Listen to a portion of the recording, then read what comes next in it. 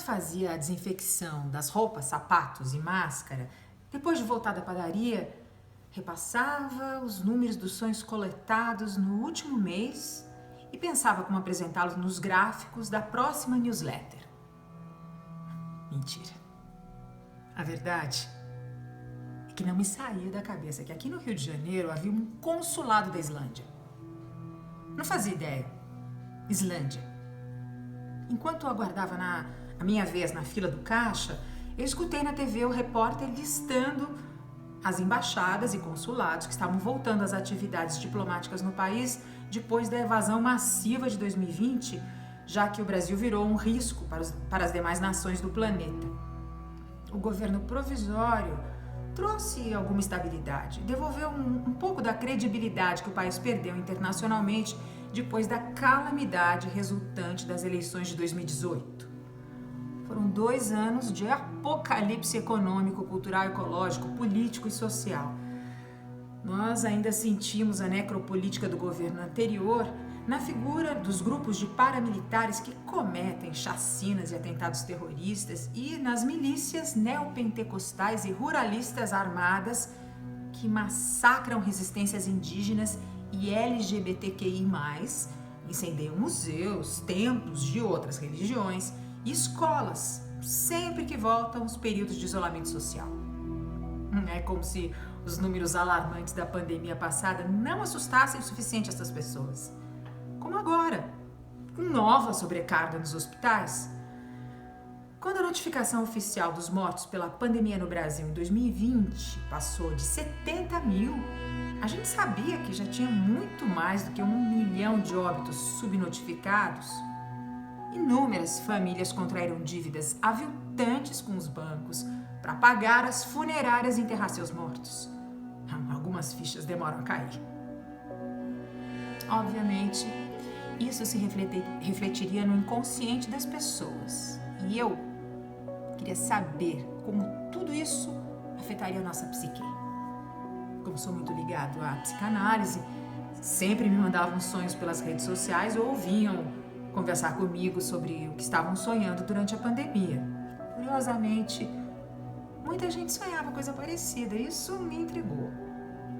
Desenhei um projeto pedindo às pessoas que me relatassem seus sonhos durante a pandemia e isolamento social, enviando para estanoitesonheique@gmail.com, colocando no assunto do e-mail seu estado, cidade, bairro, gênero e idade. A partir daí, eu faria um mapa com o conteúdo onírico das pessoas espalhadas pelo país, tentaria extrair estatísticas e gráficos deste material e enviaria a elas numa newsletter quinzenal, o Onironauta Diário.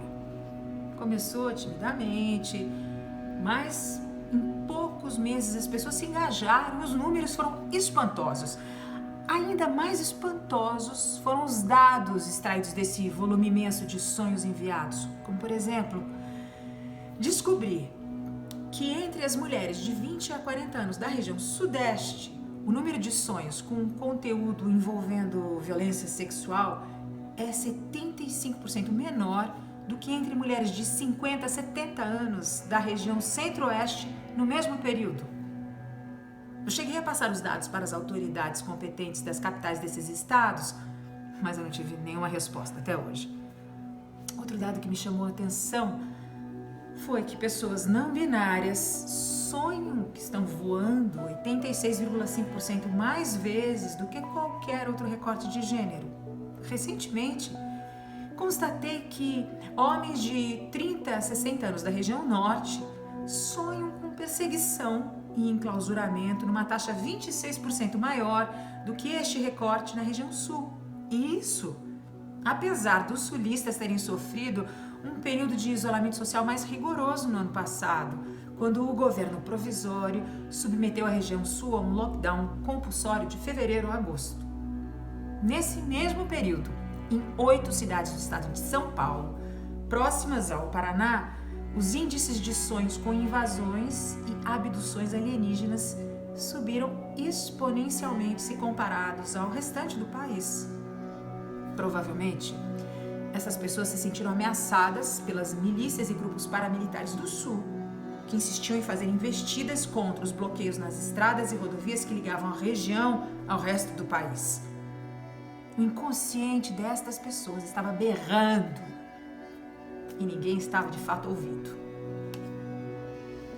Quanto mais eu disparava as newsletters para os assinantes, mais e-mails chegavam com relatos. Em meados de 2021, eu tive que contratar uma desenvolvedora de TI para tentar automatizar a ingestão e filtragem de dados, porque a coisa estava impossível de ser trabalhada manualmente.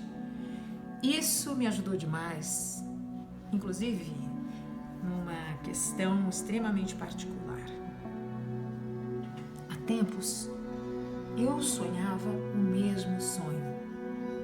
Nele, eu me via numa sala sem janelas ou portas, com uma cadeira encostada em cada uma das 4 paredes. E quando eu virava a cabeça para olhar para uma das cadeiras, uma pessoa aparecia, sentada em outra. Até que todas as cadeiras estivessem ocupadas por alguém.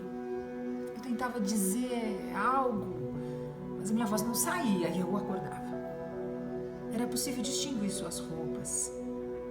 Porém, os rostos ficavam borrados, mudando tão rápido como aquelas máquinas de cassino que não dava tempo de ver quem eram. A sensação constante era que do lado de fora daquela sala estaríamos correndo grave perigo. E ali era uma espécie de abrigo ou esconderijo do que quer que houvesse no mundo exterior. Este sonho estava claramente relacionado a tantos meses de confinamento pelos quais passamos. Mas por que as 4 pessoas? Eu queria poder mudar este sonho, poder perguntar alguma coisa a elas, ou então procurar por uma porta, escotilha, alçapão, qualquer coisa que nos tirasse dali, apesar de saber do perigo lá fora. Eu queria tentar interromper o seu ciclo, já que há algumas semanas eu cheguei a sonhá-lo 3 vezes. Era desesperador. Passei um longo tempo pesquisando e descobri que era possível fazer exercícios para ter sonhos lúcidos, que se mostraram excelentes, resultando em experiências ótimas, mas que infelizmente neste sonho recorrente eram pouco ou nada eficazes. Certa vez eu até pude levantar a mão esquerda, mas eu fazia com um imenso esforço. Eu não conseguia tocar a pessoa do meu lado, acordando antes. Quando eu estava disposto a aceitar a minha impotência diante do caso, aconteceu de sonhá-lo novamente e ver que a pessoa sentada na cadeira de frente para minha tentou tocar a pessoa do lado dela. Eu acordei, sentindo enorme inquietação, pensando em como as pessoas lidavam com sonhos repetidos, e decidi recorrer ao banco de dados do projeto e filtrar os sonhos de maio de 2020 até o mês passado, agosto de 2022, que contivessem os termos sonho recorrente. O volume devolvido era grande demais para ser analisado um por um, e filtrei ainda mais a busca, adicionando os termos sala fechada, 4 cadeiras e 4 pessoas. Esperei para ver o que saía. Surgiram apenas 3 e-mails. Meu coração descompassou. Um de uma mulher de 54 anos, da região norte, em Belém. Um de uma mulher de 35 anos, da região nordeste, em João Pessoa. E um de uma pessoa não binária, de 46 anos, da região sudeste, no Espírito Santo. Os sonhos eram praticamente iguais ao meu. Os mesmos detalhes dos rostos difusos, com exceção de 2 deles que descreviam as roupas das pessoas sentadas nas cadeiras. A mulher de João Pessoa descreveu em seu relato que todos vestiam roupas de cores iguais.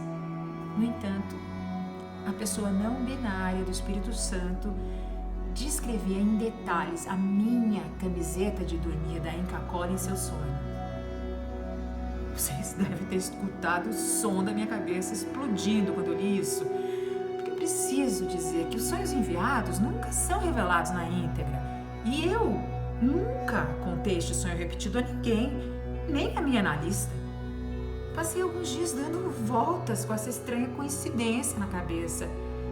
E eu estou até hoje tentado mandar um e-mail para essas 3 pessoas, embora isso violasse meu pacto de confidencialidade no projeto. A sensação que eu tenho é que eu sou íntimo dessas pessoas, mesmo sem conhecê-las. Porém, a ideia de escrever para elas parece obsceno, eu sinto como se fosse um tabu. Ainda assim, essa coincidência é grande demais para eu deixá-la passar sem mais. Nos últimos 2 dias, reforcei os exercícios de sonhos lúcidos, porque eu quero estar pronto para quando sonhá-lo novamente. Eu quero poder falar com essas pessoas, tentar descobrir porque estamos tendo esse sonho tantas vezes. Hoje à noite, eu tentarei a indução do sonho. Eu quero voltar àquela sala fechada, ainda que o medo do mal-estar exterior que o sonho gera seja enregelante. Ainda que os rostos borrados ou em movimento sejam perturbadores, eu preciso falar com essas pessoas. Até porque eu notei no último sonho que um dos cantos das paredes parece ter se alargado alguns centímetros. Eu fiquei com a sensação que outra parede se abriria ali. É uma sensação forte. Que talvez outra parede surja e colada a essa parede apareça outra cadeira. E nessa cadeira se sente outra pessoa, uma pessoa estranha a nós 4. Pessoa tão repulsiva. Por enquanto é só uma sensação, né? Mas quero saber se as outras pessoas com quem compartilho aquela sala no sonho também sentem a mesma coisa que eu. Porque só de pensar nisso, eu esqueço do consulado da Islândia, esqueço do dólar voltando a R$10, amém? Esqueço que eu preciso comprar filtros novos para minha máscara, esqueço das eleições presidenciais agora no fim do ano, esqueço do assassinato do Trump, esqueço do meu visto para o Uruguai, esqueço de tudo.